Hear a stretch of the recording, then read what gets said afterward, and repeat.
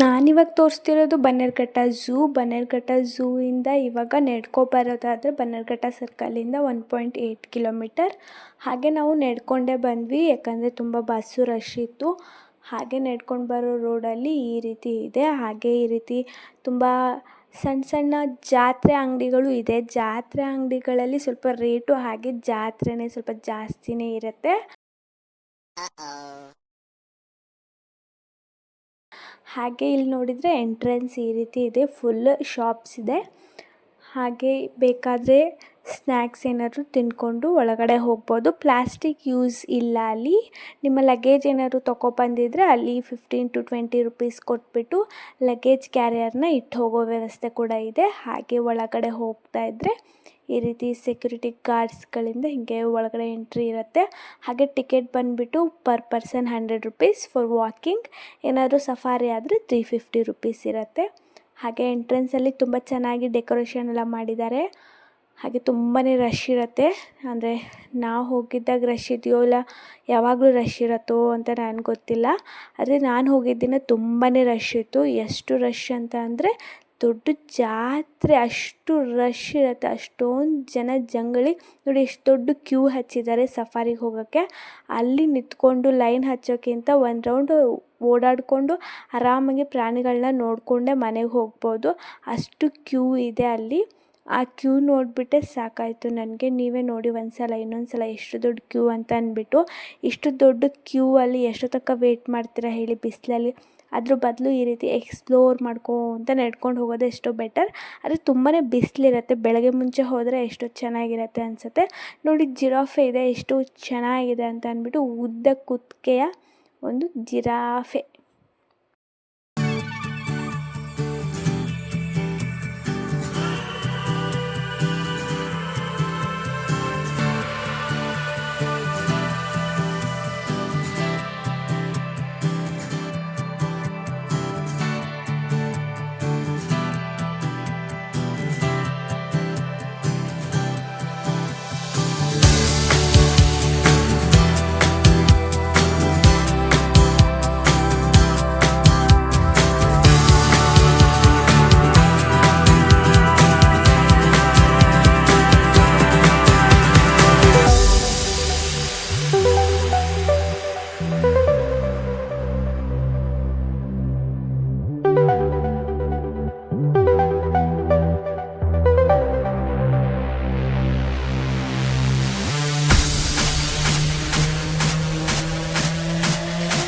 ಚಿಕ್ಕದಾಗಿ ಒಂದು ಬೋಟಿಂಗ್ ಕೂಡ ಇದೆ, ಅದಕ್ಕೆ ಎಕ್ಸ್ಟ್ರಾ ಪ್ರೈಸ್ ಇದೆ.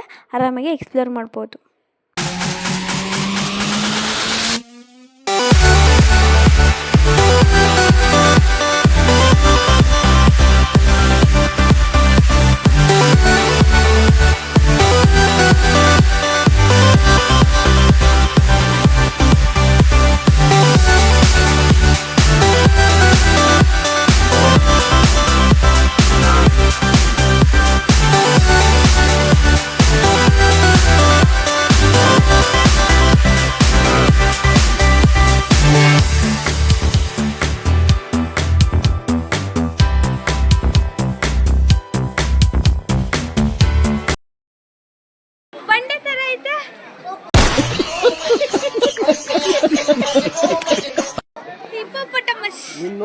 ನೀರು ಕುದ್ರದು.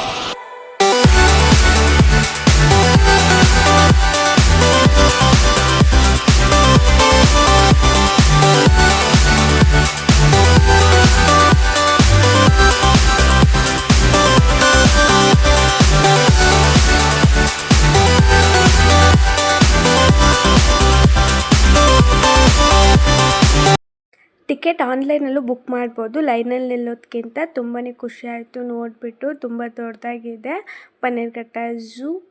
ಹಾಗೆ ಹೋಗಿ ಬನ್ನಿ ನೀವು ಫ್ರೀ ಆದಾಗ. ನೋಡಿ ಪ್ರಾಣಿಗಳನ್ನು ನೋಡೋಕ್ಕೆ ಬಂದ ಪ್ರಾಣಿಗಳು ಎಷ್ಟೊಂದಿದ್ದಾವೆ ಪ್ರಾಣಿಗಳು.